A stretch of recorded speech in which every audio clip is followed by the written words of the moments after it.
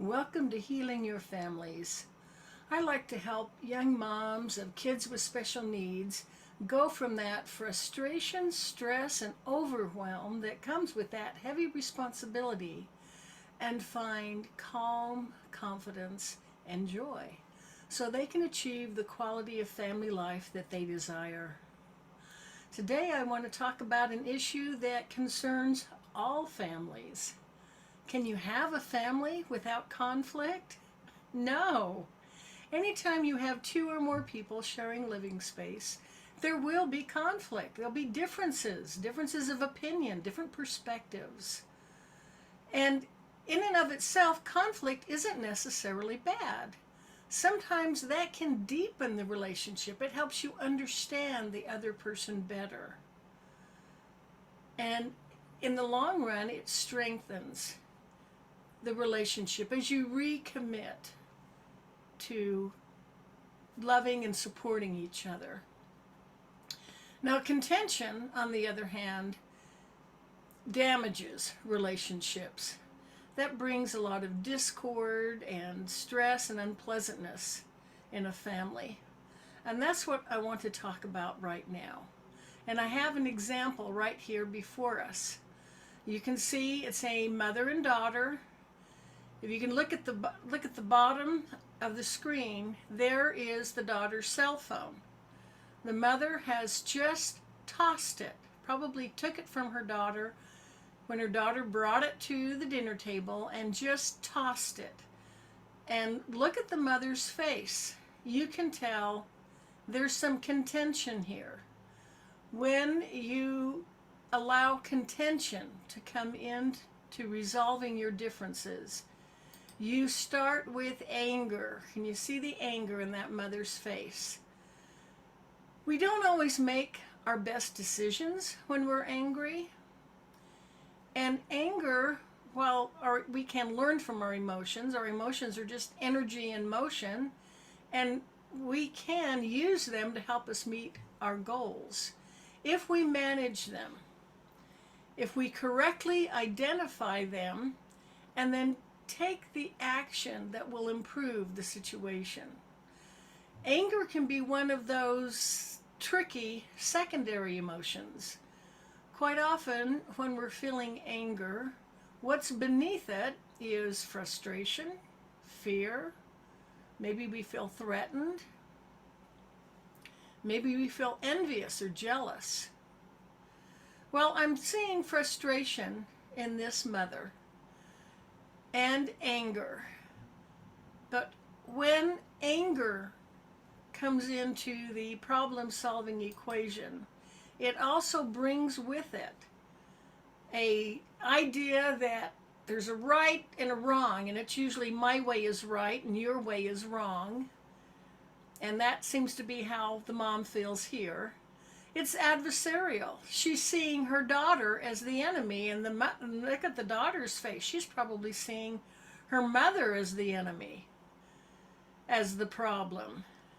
Your thinking becomes very rigid. You get stuck in this in-the-box thinking. It has to be done this way. And you begin to feel that the only way to resolve this is to have a winner and a loser. And I can't win unless you lose. Can you see how this would damage this precious relationship between this mother and daughter? And the daughter looks to be about 12, 14 years old. This is the stage in life when she'll be making decisions that will impact the rest of her life.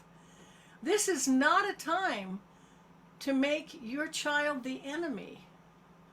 This is a time to have a close relationship with them so that you can become that trusted mentor they come to when they have one of those life-altering decisions to make. You want to have their trust. And right now, looking at the faces of this mother and daughter, it doesn't look like trust is being built. What would happen if we handled any disagreement, any conflict with respect. Many people argue that respect is even more important in love, more important than love in family relationships. How many times have you said something that's cruel or even hurtful to someone you loved that you might have refrained from saying to someone you respected?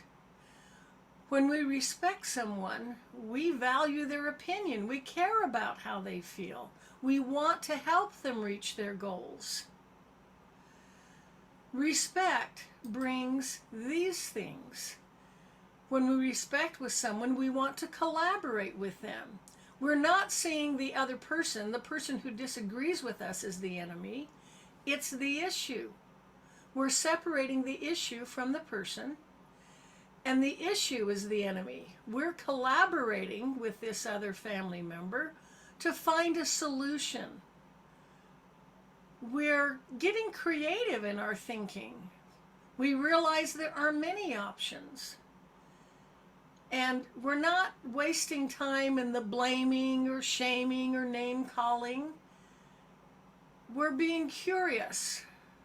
Okay, let me express how I feel about this, and let me listen and understand as you express how you feel, and then let's collaborate and see how can we solve this issue that has come between us.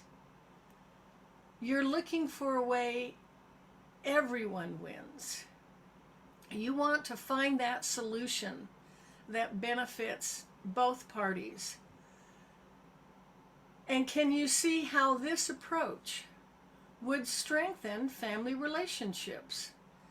If we're treating each other with respect, if we're calmly collaborating together to address the issue and take care of that, rather than attacking the person who disagrees with us.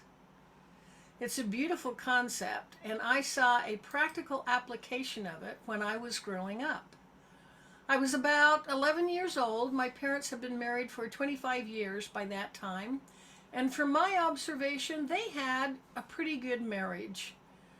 They frequently expressed their love for each other. My dad had a ritual when he would come home from work. He'd find Mom in the kitchen and give her a big hug and a kiss. We knew they loved each other and they loved us. We could feel that love in our home. I was very blessed to grow up with that.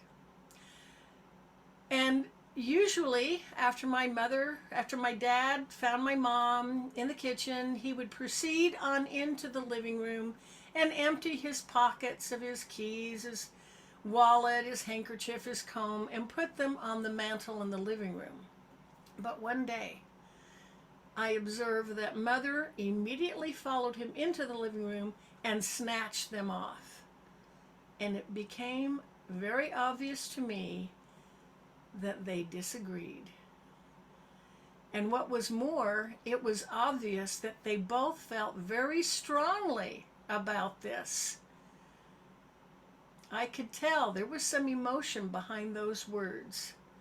As my dad expressed dismay and said, "But I like to keep these items handy for when I get ready for work tomorrow morning." And my mother accepted that and said, "Yes, but I like to keep the house neat and tidy. I don't want clutter on my mantle." And their eyes locked for a while. And I thought, oh boy, what's going to happen next? And I observed this drama that went on for several days. It didn't last long because dinner was almost done, but they would go back and forth. It was like watching a game of tennis. My father would serve with, "I'm the family breadwinner. Shouldn't I be allowed to arrange things for my convenience?" And my mother would return with, "Yes, I know, but I'm the family homemaker. Shouldn't I be allowed to keep the home in the manner I choose?" They didn't raise their voices. There was no shouting, no name calling. They stayed with that topic and listened patiently to each other's perspective as they tried to find common ground. They didn't spend long at it, just going back and forth a few times and then admitting it was time to call a halt. It was time for dinner, and they would usually end with some expression of, well, our love is stronger than this disagreement. I'm sure we'll find a solution. Sometimes they injected some humor and maybe even an expression of affection at the end. But it would continue the next day. And they kept this up.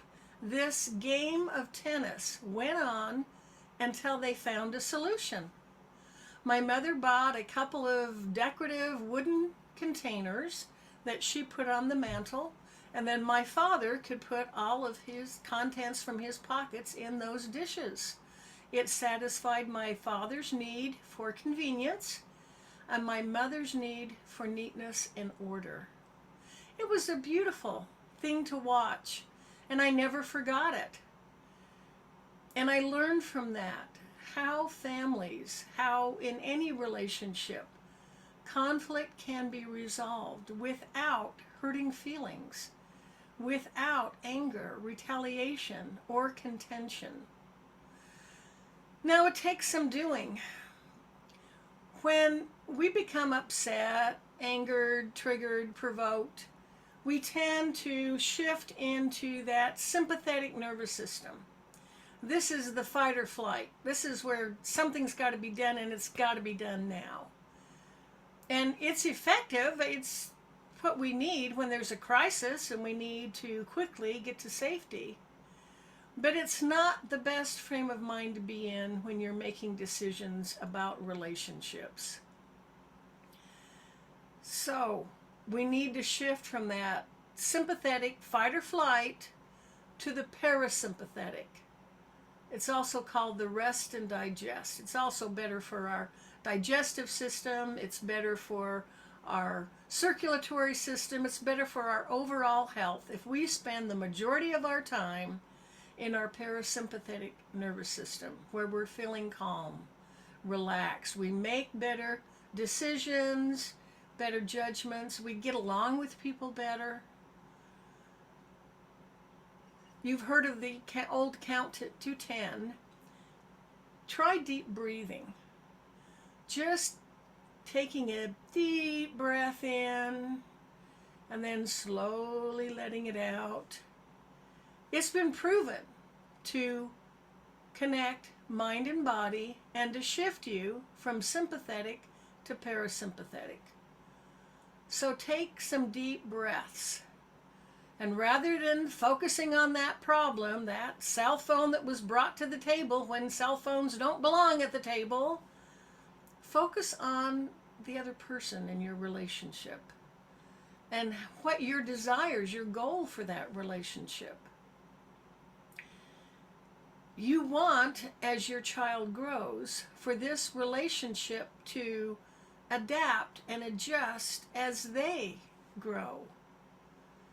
And by the time they reach their teen years, you want to have that level of trust, that safe space for your child, that they can come to you when they're faced with those critical decisions.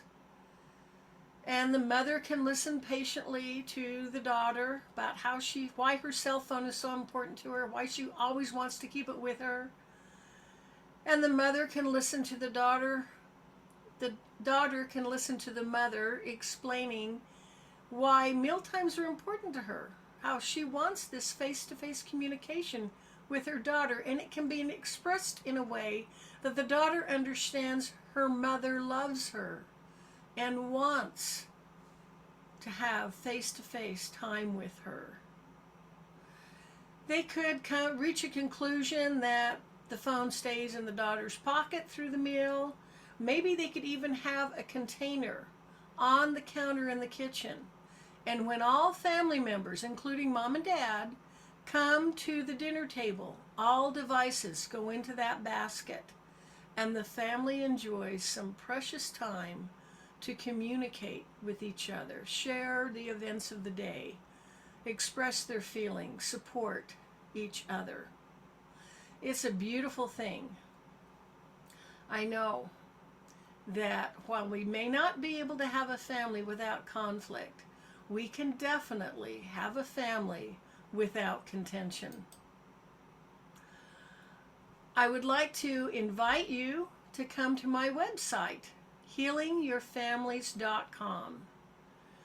And on that page, you'll learn some about me, some about my website, my services, and there's also an invitation to schedule a complimentary 30-minute no obligation call.